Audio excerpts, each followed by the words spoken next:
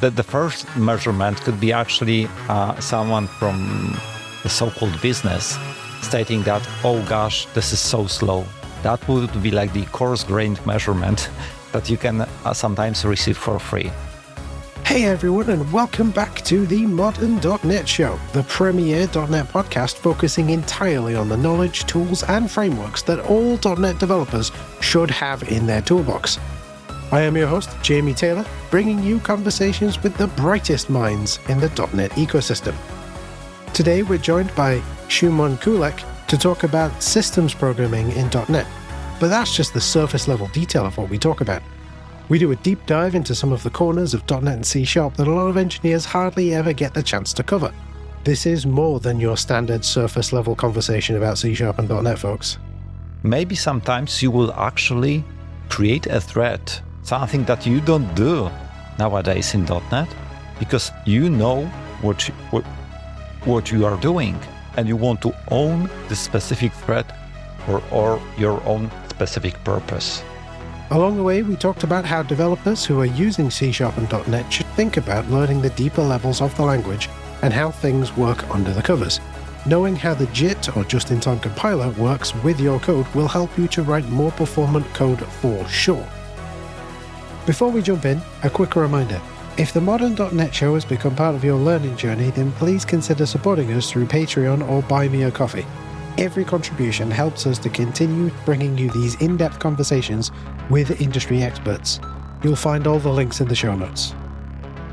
So let's sit back, open up a terminal, type in .NET New Podcast, and we'll dive into the core of modern.NET.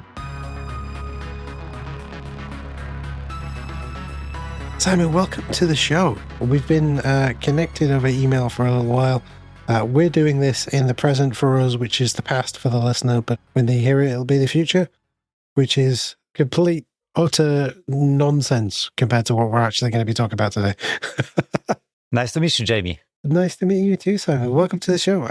So before we get to the topic at hand, I wonder, would you be able to introduce yourself to the listeners, a little bit about you, like the kind of work that you do and things like that? Yeah, definitely. So my name is Szymon Kulec. I use Skulec as my nickname, whether it's GitHub, Twitter, or any social media.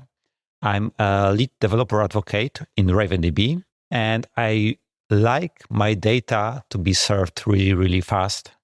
So what do I mean by that? Either if I'm thinking about, removing some allocations here or there, maybe applying some low-level stuff like vectorized computation.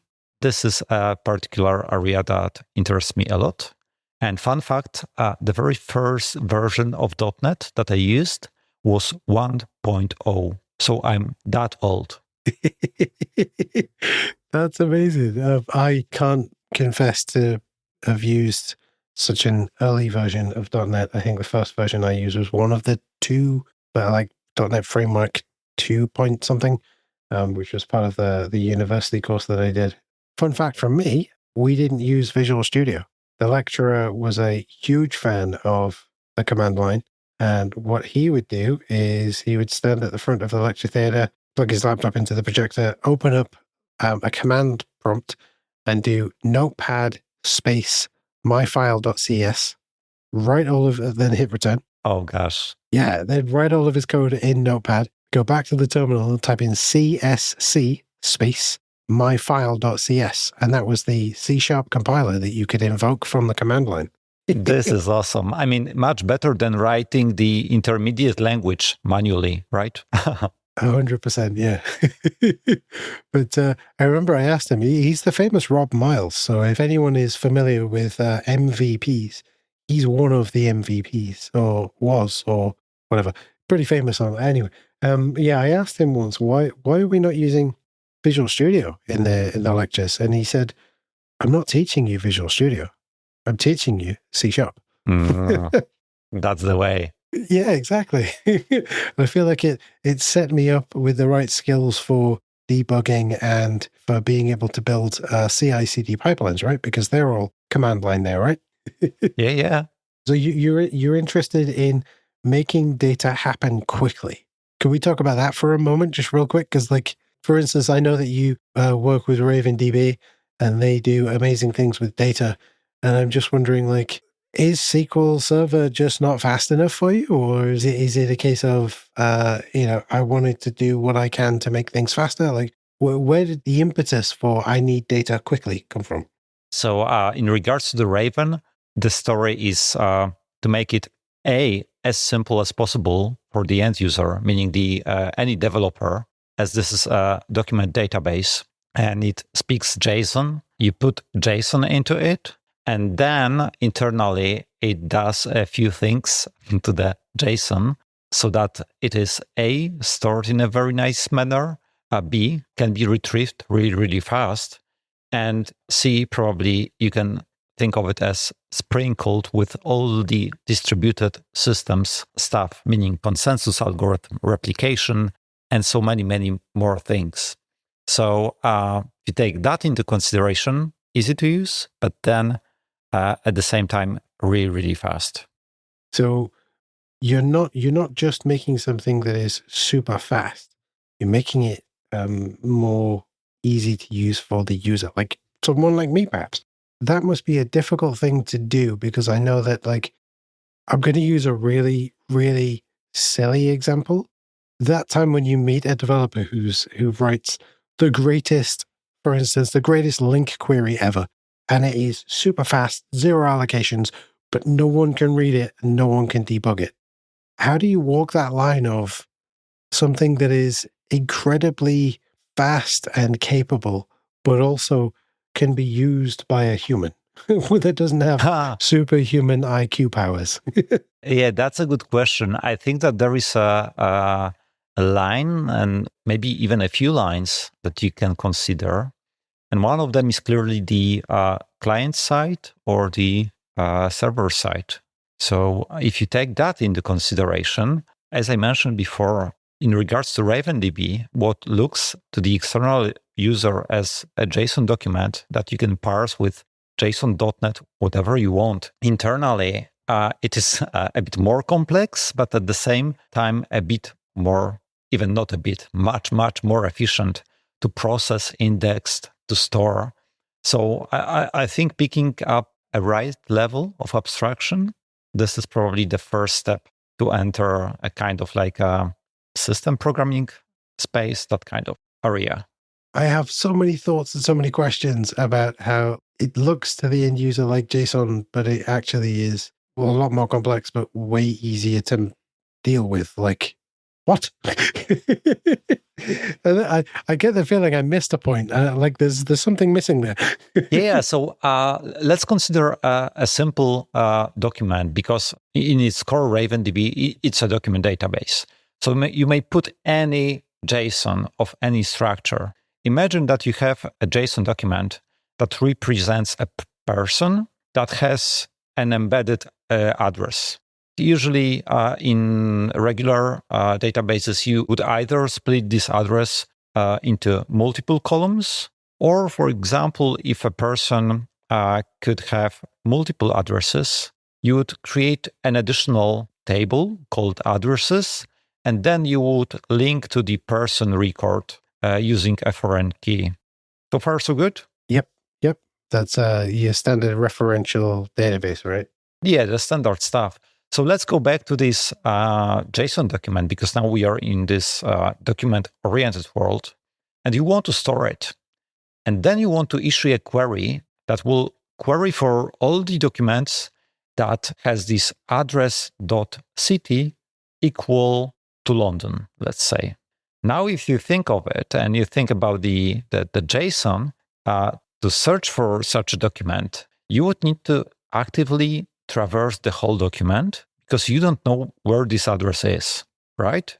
You need to traverse, search for a property that has a name of the address, and then you can search for the city, and then you can extract the value of the city.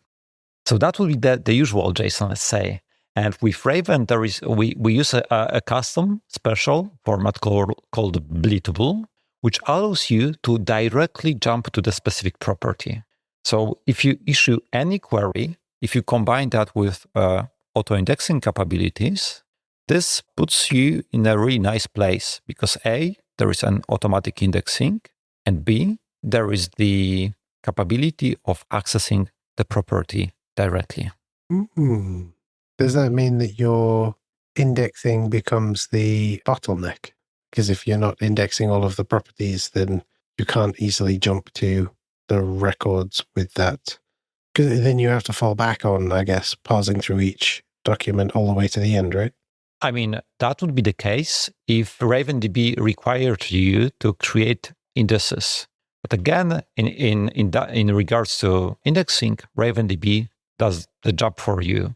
So actually, if you issue a query, it automatically indexes all the data. So again, it's like you put one layer on top of the other, like from the, client point of view, you just get the JSON and you can query it across or against an arbitrary condition. But then internally, we change how we process and store things so that it is aligned to the needs of the user, issuing various requests to the database. Yeah, my mind has just exploded with because databases was never something that I properly studied, so I'm always playing catch up with like how they're all put together and how they all work. So whenever someone talks databases to me, my brain just explodes anyway. But that's really cool. Even on the surface, I hope that the premise sounds nice. Like you can put an arbitrary JSON in there. You can ask for all the documents that match a specific criteria, and then you get them returned. Yeah. And the only way that you could actually do that is either to hold off performing the query, I guess, until it has been indexed. Or like you say, just say, has this been indexed? No. Okay, then we'll index it now, and then we'll return the response, which then means that the next query would be faster, presumably. Yes. Unless you're doing some parallel SIMD stuff. Oh, yeah. I mean, I'm not saying that we are not doing any fancy algorithm to perform such an indexing operation, but in general, in principle, yes, this is the thing. And if you consider any system, usually it will be like 100, 200, maybe 500 types of queries that you issue. So once a specific shape of a query is observed, and remembered to be indexed and to be provided with a special structure that supports such a query, then everything should be really, really fast. Yeah. Almost like it's kind of learning as you're querying. That's really cool. That's really cool. I mean, that's not what we're here to talk about, but that's really cool. Yeah. Okay, well, I mean, we've talked about that, and I mean, maybe we'll have to come back to that one and that topic another day, but we were going to talk about systems programming. I am more than happy to pivot and for me to just sit and listen to you talk about databases and RavenDB, but folks may have clicked this and gone, oh, system programming. What's that? That's building operating systems, right? And so my question to you is, that's building up as operating systems, right? Unfortunately, that's not the case. So let me elaborate. My way of thinking about how you approach systems programming is that, for example, imagine that you are building just a regular application. Then it becomes slower because of some allocations, some logs. Maybe you spend a bit of time on profiling it and improving here and there. And you may perceive that as a sliding scale. Now you stopped developing the regular business logic and you need to focus to introduce these performance improvements. As usual, there are degrees to that. You may go with, I know, for example, one of the tricks, you pre-allocate the list, the good old-fashioned generic list, to be of capacity equal to the number of items you will put in there. This pre-allocates the stuff underneath, and you are happy because it doesn't resizes as you add more things to it. So that would be one thing. And you can think of many things such as that. For example, you use, again, if you're into the performance area, that would be stack alloc, where you can allocate chunks, spans on top of the stack so that you don't pollute the heap. And you can introduce more and more of such optimizations, patterns, and finally you bring that to the point where it's like not that much about the business logic anymore. Of course, it still needs to support the business logic, but it's more about like defining resource ownership, knowing how much you can do, how much memory you can spend here and there. So that would be a kind of system programming in my perception.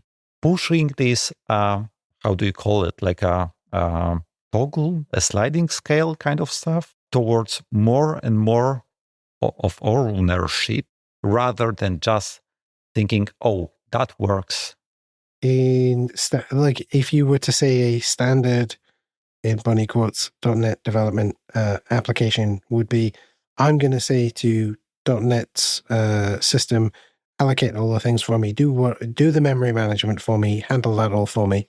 Whereas if I want to think system programming, I'm probably going to be thinking, how am I either fully taking ownership of that journey, or how can I use the language features and constructs to help me to better control that.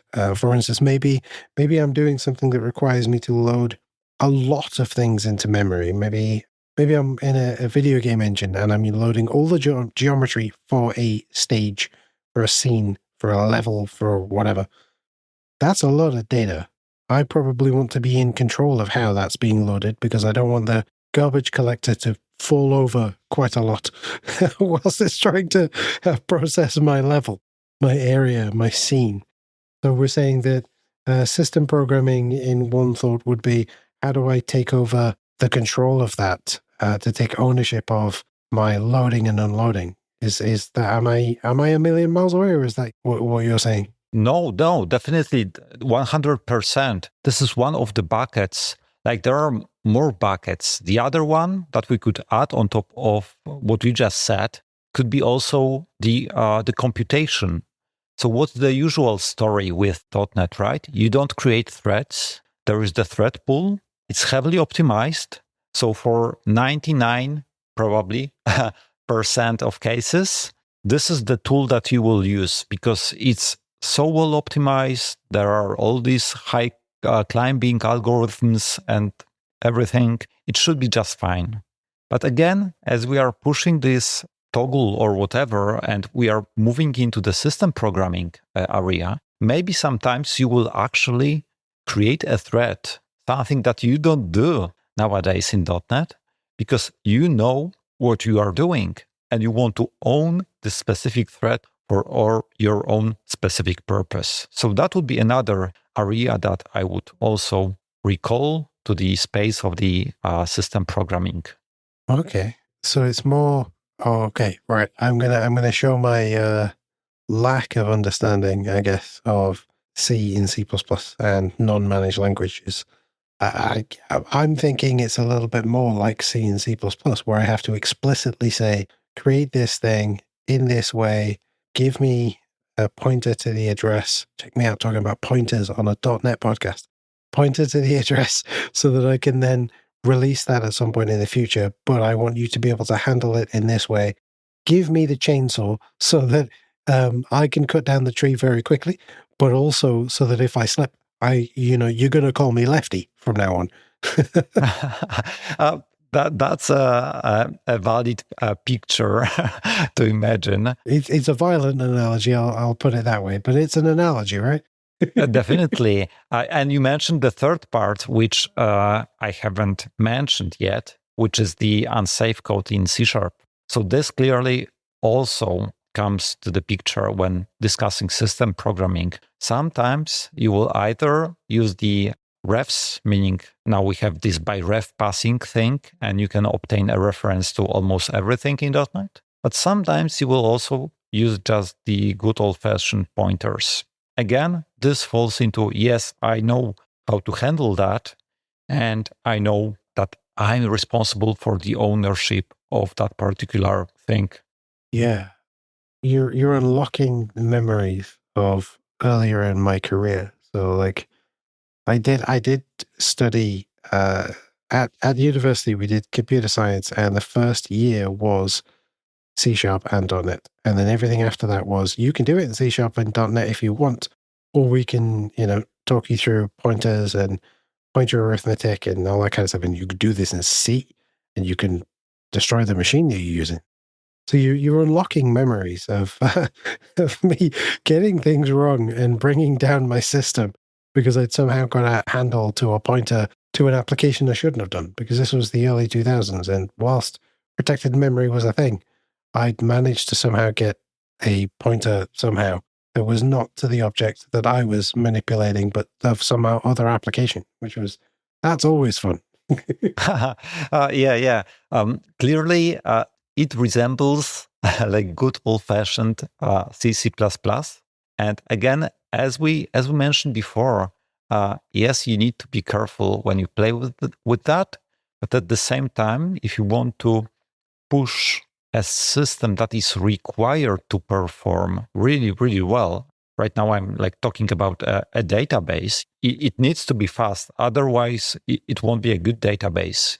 Probably there will be cases where you will need to take this chainsaw and be mindful of having two limbs at the end. Yes.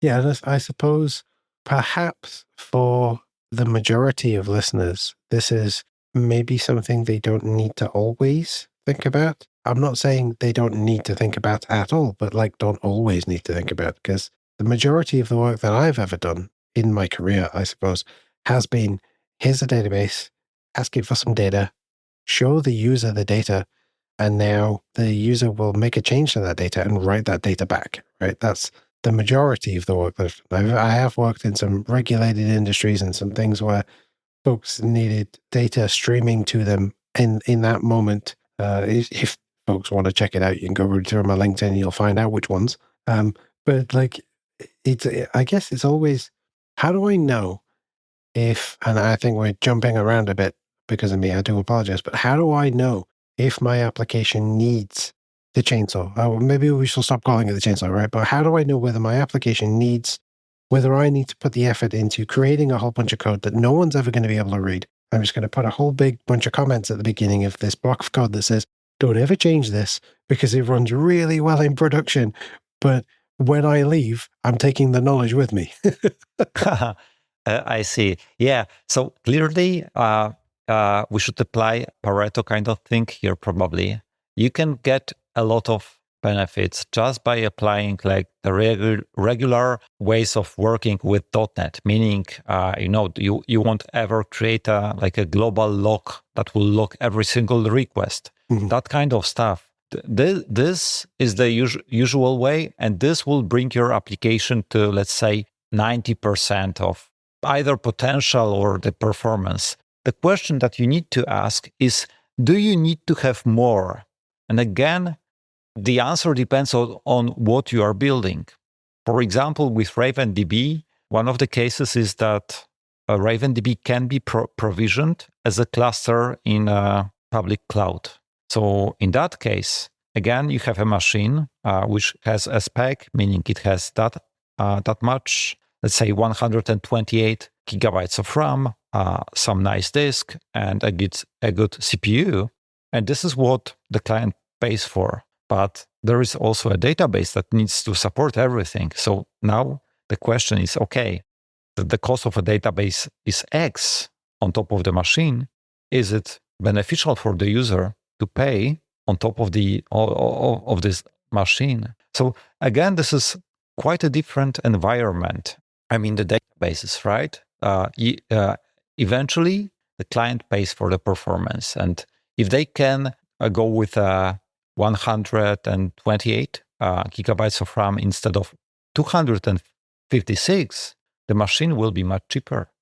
Yeah, no, you're absolutely right. I think before anyone can put the effort into figuring out whether they need all of this extra effort, they need to know what their limits are, right? And if you have a client who has a frankly massive machine and you are hosting an app that, I don't know, just writes reports to PDF writes reports to PDF, then you could probably rely on .NET to do most of the stuff for you, don't you?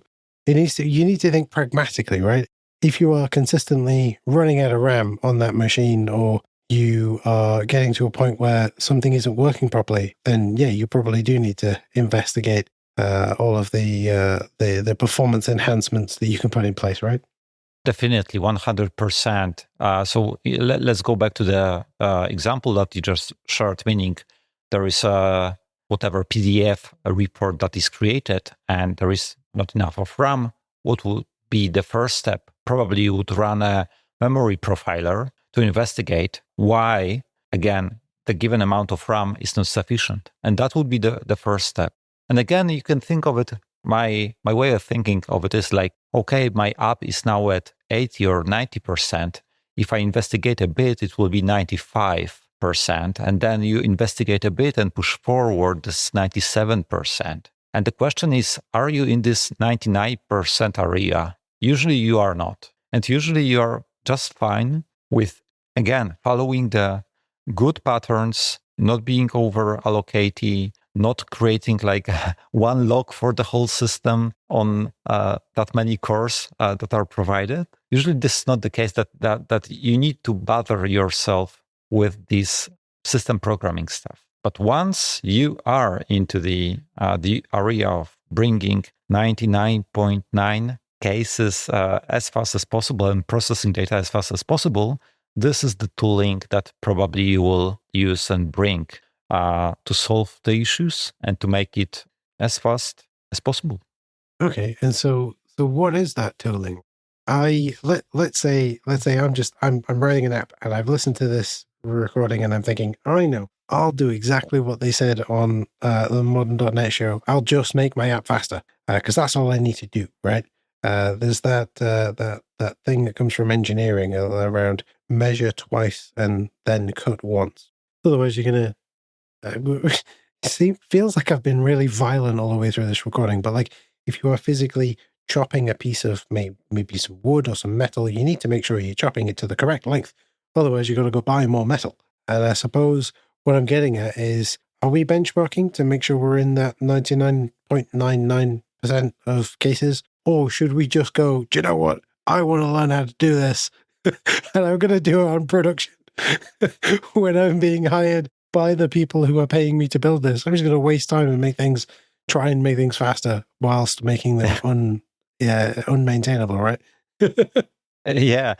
So you mentioned already the measurement part, and this is really important. So first, the first measurement could be actually someone from the so-called business stating that, oh gosh, this is so slow. That would be like the coarse-grained measurement that you can sometimes receive for free. And this is a nice input in regards to the fact that, okay, I know that this is so sluggish that someone is perceiving it as a terribly slow tool. So that would be the point where you can enter and try to first understand what's the particular case that they are talking about, and then profile. And this is the usual first step where you either profile memory or profile performance. And there are so many great tools out there to profile. Also, .NET itself has performance counters and all that stuff. So this is the first thing. Like if we are talking about a regular business application, that could be the thing. If you are in a public cloud environment, sometimes the bill will tell you that, this requires some optimizations, right? Because, for example, you pay X $1,000 a month for that particular service, and maybe it's just worth to spend an hour or two to try to understand it. So that would be like the first step of measurements. But this is a generic step. And if we want to push it a bit further, as I think we are doing during this whole podcast, like we are pushing it a bit further, we would move into the benchmarking territory, which is, again, in .NET, the best tool out there that is even used by the .NET team themselves is the benchmark.net. And this is a micro benchmarking tool. So this is the system programming area where you measure and ensure that a small chunk of code can deliver sustainable results, depending on the data. Okay. So we go ahead and we get benchmark.net. We do that micro benchmarking. So I'm looking at maybe a single method, or am I thinking a unit? Am I thinking an integration? Like, what am I? What I'm thinking is I don't want to just fire up benchmark.net and tell it to start my app at composition root at program.cs, and then perform a bunch of actions and say, cool, give me all of the stats, right? Is that going to be useful? Or am I making an assumption there that it wouldn't be useful to benchmark the entire application suite versus one very specific portion of it? Or am I thinking that I shouldn't be benchmarking a small portion of it? I should be benchmarking the whole thing. I feel like there's perhaps an art to this, right? Yeah. So let's go with this DF report creation example that you came up with. So let's imagine that we just profiled it. So we ran either .trace or some from JetBrains or some other available tool.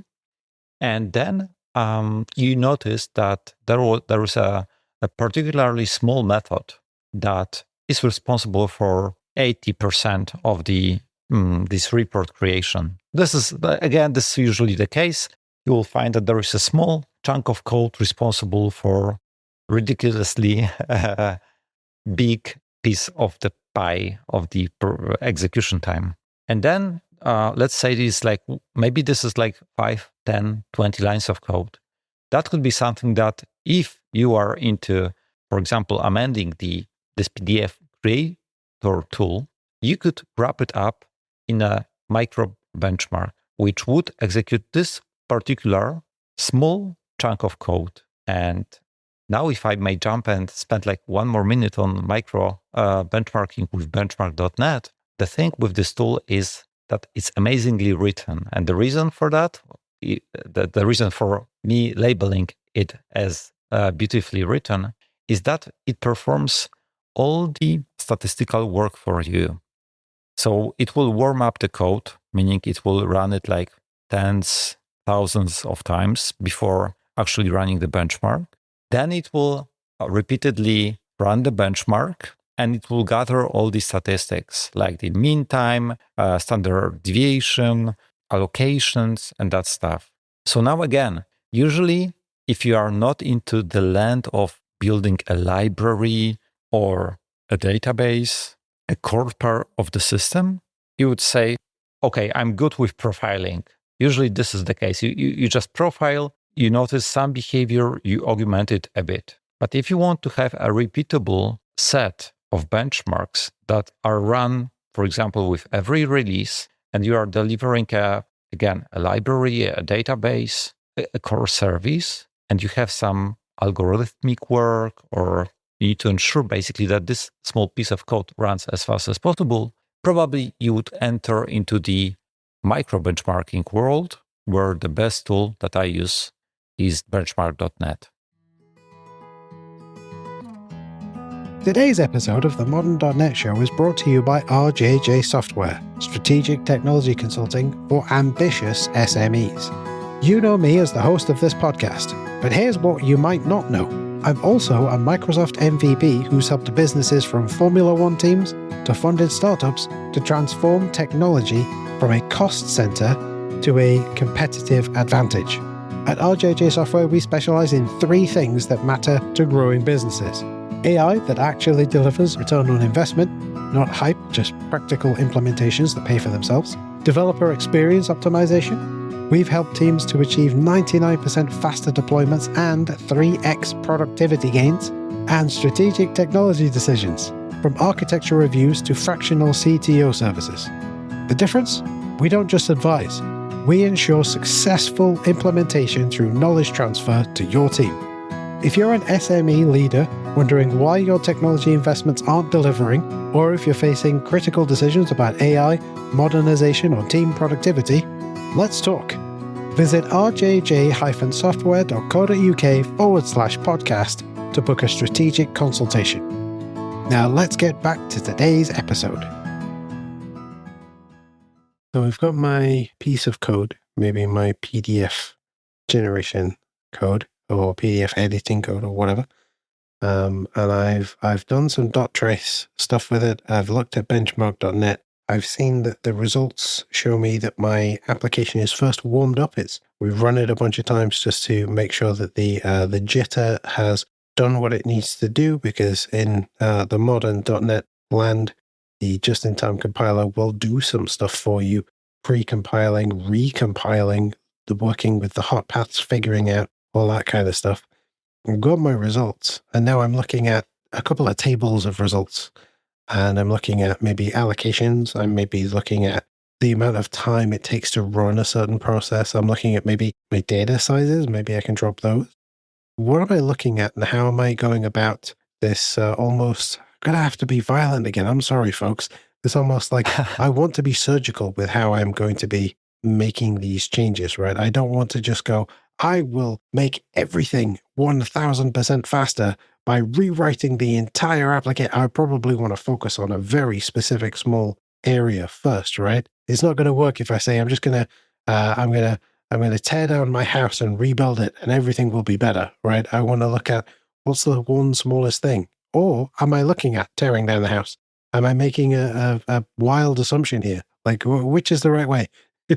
Yeah. So again, the usual way that works in 95% of cases would be to just, as you end your profiling session, probably you will find the bottleneck and you will just fix it. But again, if we are enter this library database land, you want to be able to narrow it down. So then as you work with this small snippet of code, 20 lines, maybe 100 lines, you amend it, you want to be able to repeatedly re-benchmark it in an isolated way. So we will provide the same data, the same input. It can be like 10, 20 cases, and you will rerun it using the benchmark.net. So this is one thing. This allows you to perform, again, I try to rhyme to what you said, this surgery using proper tooling, and then you ensure that the time or the allocations, whatever, the time is getting lower.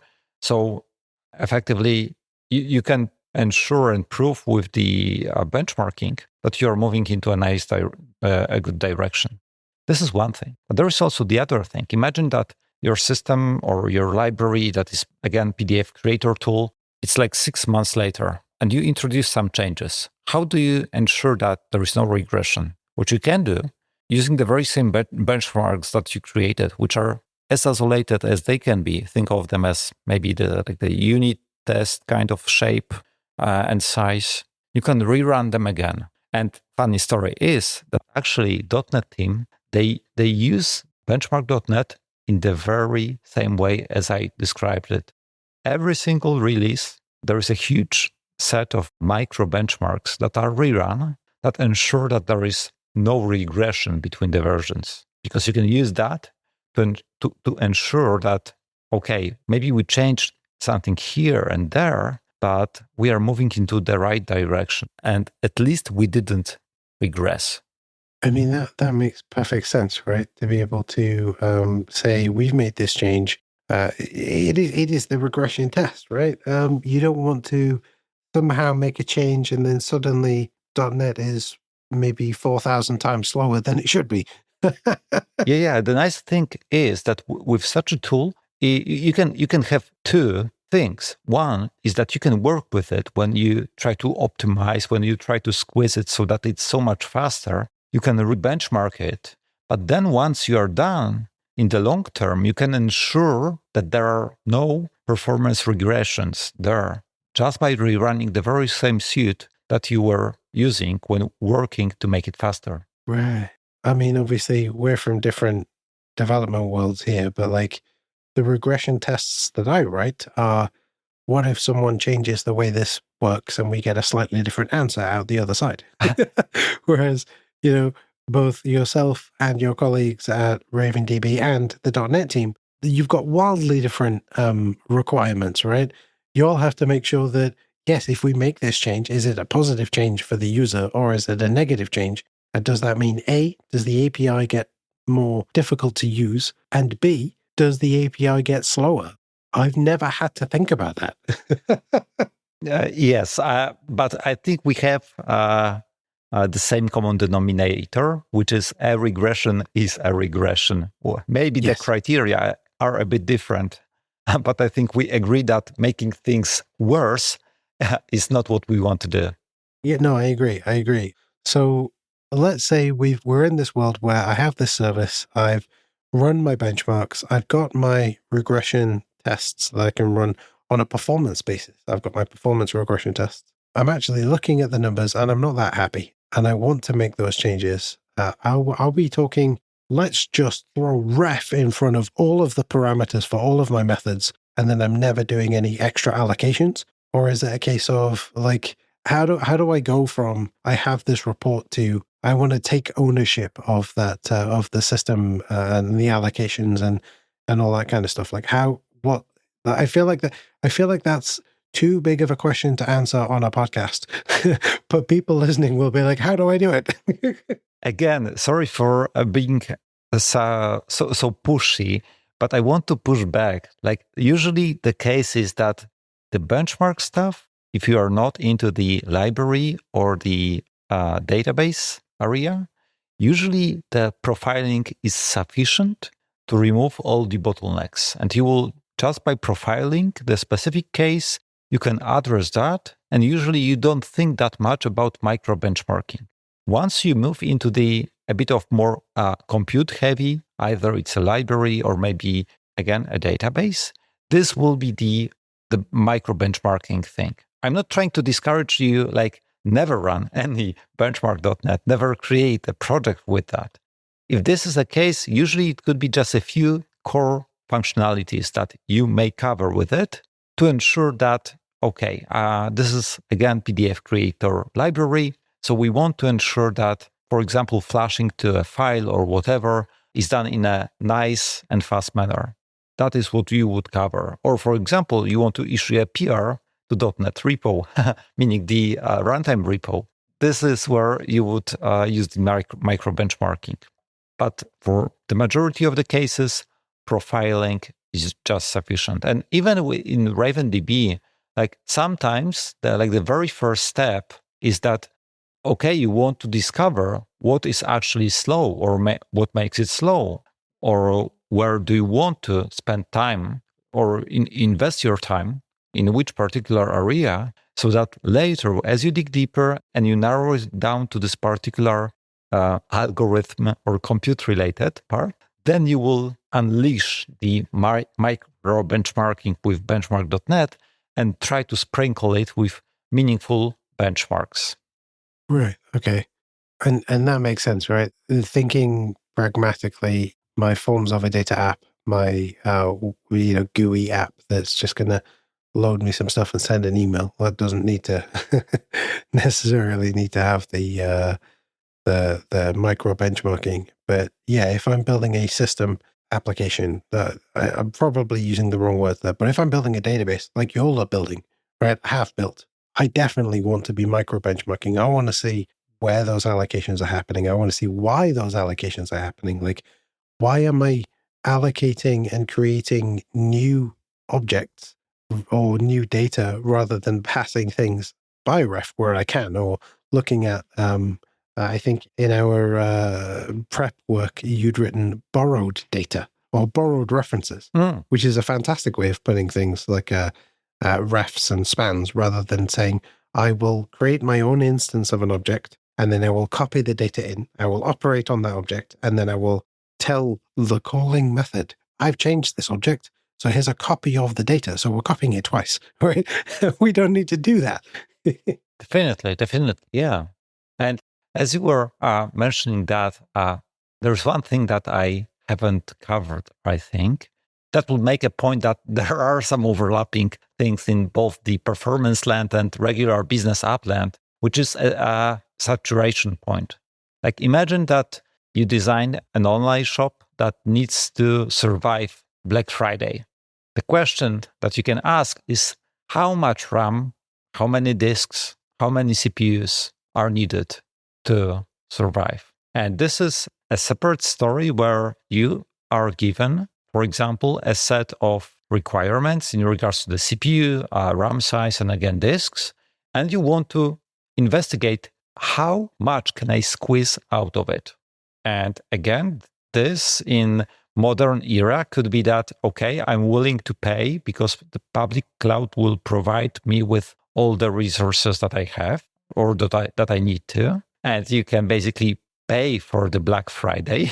It will be a huge bill, but you can pay for it. But still, you need to make sure that your system is designed in a way that even if you are willing to pay a lot, it can scale and support the traffic. So this is the thing that like the searching for a saturation point that I think is similar in both the cases. Again, maybe a regular business application won't be suffering from these spikes. Maybe this is the case. But again, sometimes it's worth to know, okay, I can load it up to that specific point and then it breaks so that you know that on the Black Friday scenario, it won't fail you. And this is totally separate from what we were discussing because it's not about profiling the application. It's not about micro benchmarking, but actually answering the question, how many requests per second, for example, can it support up to the breaking point? And the breaking point, sometimes it's described as the elbow or the knee. Like if you imagine a shape of a chart where it goes like initially it's like a line, so it's linear, but then it goes like straight up. There is a point where there is like the elbow thing or the knee. And this means basically, okay, I'm giving up.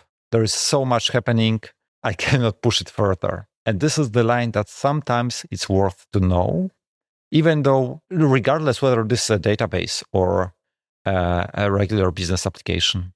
100% agree with you there. Knowing what the average usage will look like and what your projected, like you said, your saturation point might look like is very, very important. I do wonder whether some folks lean first towards what is our saturation point and then dial back from that. There is a line in the Pragmatic Programmer, I think 20th anniversary edition, where one of the authors says, if you want to get Netflix scale, go get Netflix customers, then deal with Netflix scale, which is fair enough. But if you are Amazon, if you are a database provider like yourselves, a database vendor, then you need to know what that saturation point will look like ahead of time. Like, what's our maximum throughput, right? But I suppose for standard, I don't know what the right word would be, right? I'm using the bunny quotes, folks. The standard business application of standard forms over data, standard, place an order and we'll get it to you soon, not immediately.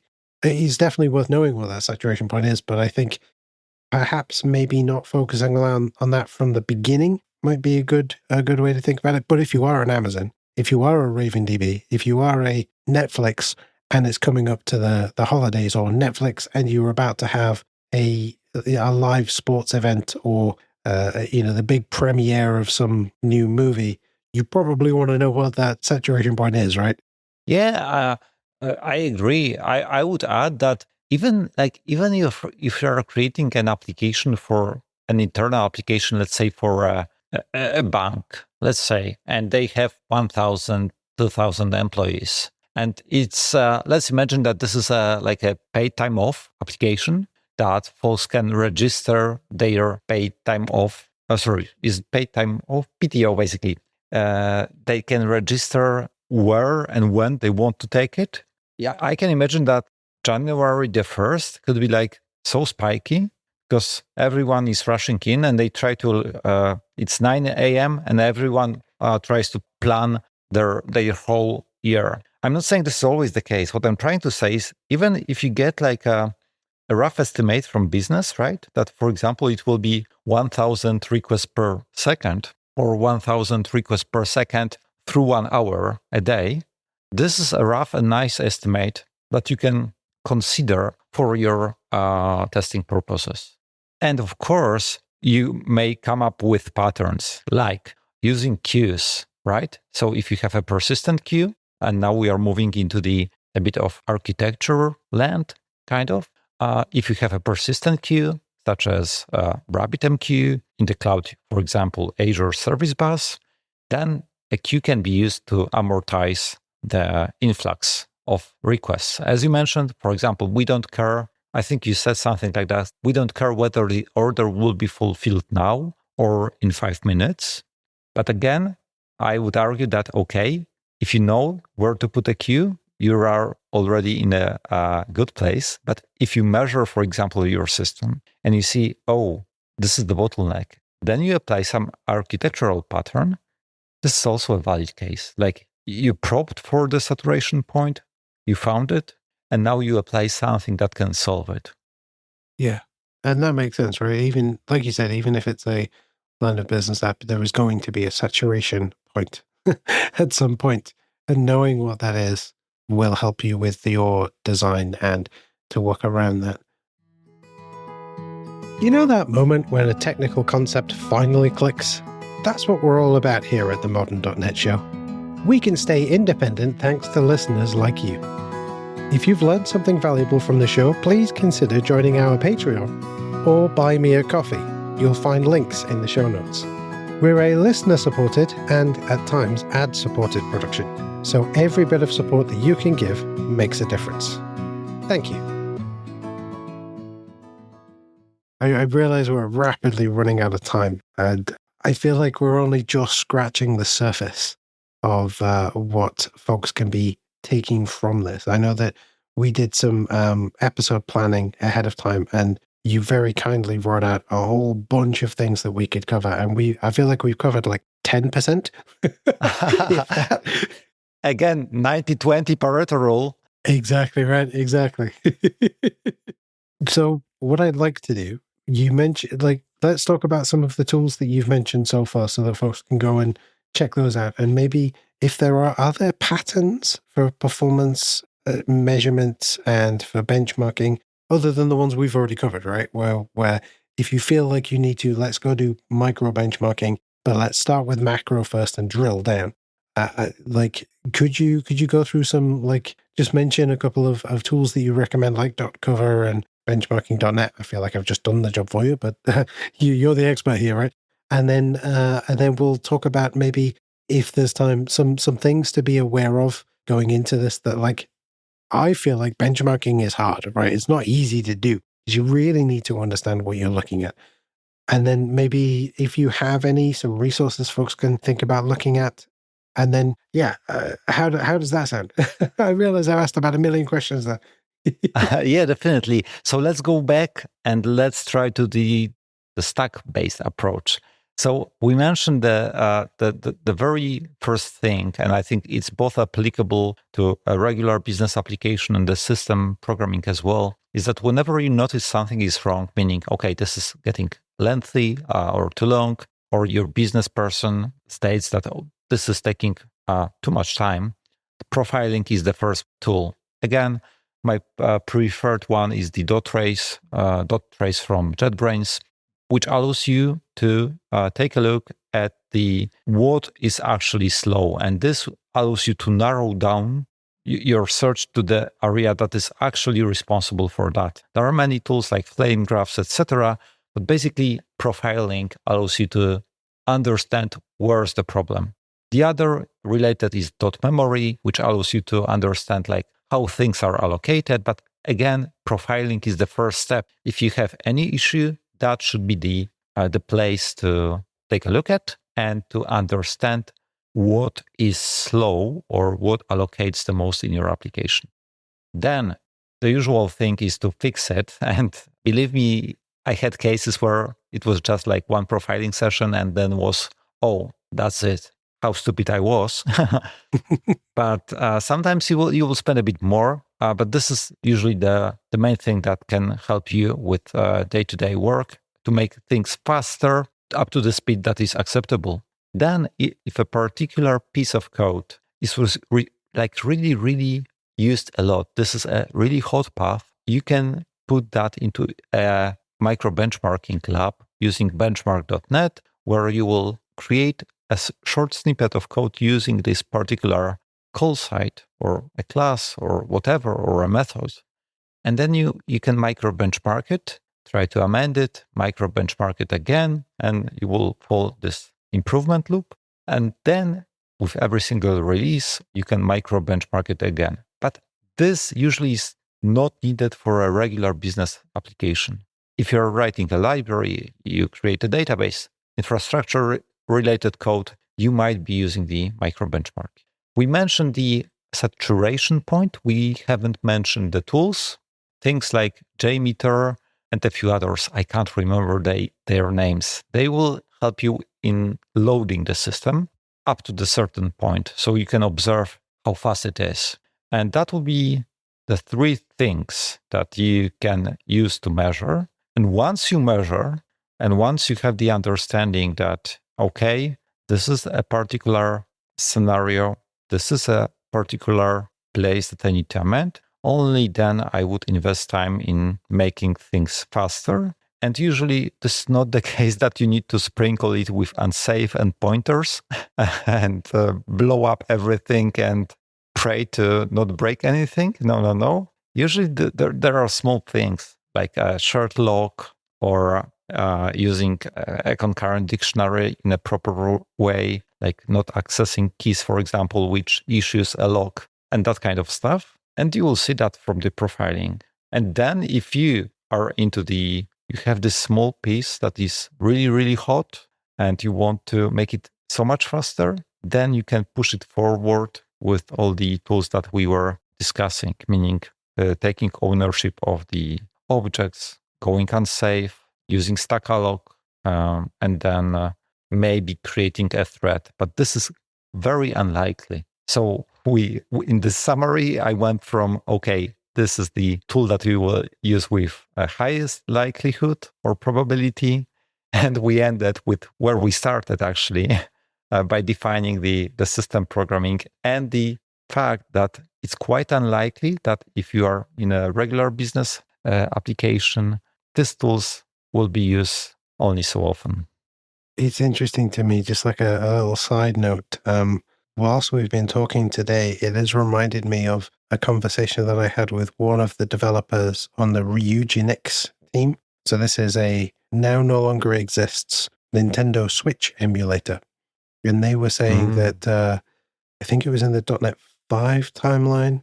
No, .NET 3 point something. Yeah, the .NET 3 timeline. They noticed a massive up spike in performance, because what they were finding was up until .NET Core 2, and including .NET Core 2, they were finding that when they were creating new classes and such, that the compiler would automatically allocate everything in the class, which is great if you're doing business line applications. It's dreadful if you're doing games or any kind of hardware emulation, because you probably don't want to spend cycles pre-allocating everything because you probably want to get into the method and just have everything set to null because you're about to allocate with the values that you want. And so it feels a little bit like some of your advice is saying go the other way. So what the developer from Ryujinx was saying was that in around the .NET Core 3.1, I think, timeframe, there was this ability to control that allocation at a compiler level, which helped them because by not allocating, it meant that their application was faster. But for most people, by allocating, it means that your application is faster because you already have, like you said, the example you gave right at the beginning, one of the things that you can do is if you know how big the list that you're about to put something into is going to be, pre-allocate. If you're querying a database, for instance, or a data store, and you're saying, I want 10 items, if you pre-allocate and say to the compiler, create me a list of 10 things and already, give me enough space for that now, rather than just saying, give me space for a list and then add 10 items to it. Because every time you're adding an item, you're reallocating another thing, right? You're wasting CPU time. But it's interesting to me that the advice, depending on what you're doing, seems to be the opposite. Or maybe I've misunderstood. Clearly, I think every single advice is context dependent. Oh, absolutely. Yeah. So you need to be you need to be mindful about that. But I think that as we were discussing, like the probability of using any given tool, like if you observe your application with a profiler, And then having data, real data, you will reason about, what is actually going on. The likelihood of going wrong is really, really small. Like you observe the actual application as it works. So then you need to reason about the outcome of it. Mm. And then that's where measure twice, cut once comes in, right? If you have these regression benchmark tests, you can make that change, run your regret. Because, folks, tests are not just for when you push to CI/CD, right? You can run and you should run the tests every time you make a change to the code base. Maybe not every single test ever, but the unit tests for the bits that you are changing. 100%. I can't tell how many times I thought that, I'm so smart, let me make this change. And then after rerunning a benchmark, it wasn't the case. So again, measure twice, as you said. Excellent. And then that goes hand in hand with new SDKs and wrap. I feel like we're going to hit a point where we carry on talking again and we've completely run out of time. But there is a point where the new SDK and runtime can affect how your application runs, both in a positive and negative way. So that, again, is where those regression tests need to be. Oh, there's a new version of .NET coming out in, right now as we record, .NET 11 Preview 1 was released only a few days ago. Now, you probably don't want to run anything in production with Preview 1, but you could run those benchmark tests for your application when compiled with the .NET 11 compiler and running on the .NET 11 runtime and see whether at the moment, right now as I run it, would we be better? Would .NET 11 make our application better, whatever that better statistic is? So you can actually start planning that migration. And it could be that migrating to the next iteration of the runtime and the SDK is not great for performance, but is great for security. And then you make that judgment call, right? Or am I barking up the wrong tree again? Definitely. We had a few cases, and even that was a topic of one of my presentations, that just switching the framework to the newest, to the latest, this brings such a dramatic change in the behavior. Usually it's good, but again, if you have such a suite of benchmarks and you can rerun it with the new one, you can ensure that the hot paths that you were optimizing so heavily, they will be properly handled with the new framework as well. Absolutely. Absolutely. So what we're saying, folks, is go do some benchmarking, create your regression tests, and just leave it at that. No, don't do that. Do all the things. Or none of them. It depends. Profile first. That would be my role. Yes. Get an idea of how your application runs before you start saying, oh, I need to make it faster. Why do you need to make it faster? Because I need to make it faster. I've had an absolute blast talking to you today about stuff that makes my brain hurt. And I just wonder, is there any way you want to send people to learn more about you or learn more about RavenDB or learn more about profiling and benchmarking? What are some of your places you want listeners to go to learn more? Yeah, so if you search for Skulec, which is SCOOLETZ, you will find my blog, Twitter, GitHub, all publicly accessible. I write a bit. I also provide the presentations, slides, etc. So you can dive a bit deeper. And in regards to the RavenDB, if you'd like to take a look at it and play with it on your dev machine, just hit ravendb.net, find the download button, and give it a try. It's a database written 100% in .NET, beside a small JavaScript engine that is embedded in it. But it's a full .NET DB. Amazing. Well, thank you ever so much for chatting with me today. I feel like my head's about to fall off, is what it is. And my brain is about to explode, but that's fine. That means I've learned something, right? Jamie, thank you for having this conversation. It was a pure pleasure. It was an absolute pleasure having you. Thank you ever so much. Take care. Thank you for listening to this episode of the Modern.NET Show with me, Jamie Taylor. I'd like to thank this episode's guest for graciously sharing their time, expertise, and knowledge with us. Be sure to check out the show notes for a bunch of links to some of the stuff that we covered and a full transcription of the interview. The show notes, as always, can be found at the podcast's website, and there'll be a link directly to them in your podcatcher. And don't forget to spread the word. Leave a rating or review on your podcatcher of choice. Head over to .NETcore.show/review for ways to do that. Reach out via our contact page at .NETcore.show/contact, or join our Discord server at .NETcore.show/discord, all of which are linked in the show notes. But above all, I hope you have a fantastic rest of your day, and I hope that I'll see you again next time for some more .NET goodness. I'll see you again real soon. See you later, folks.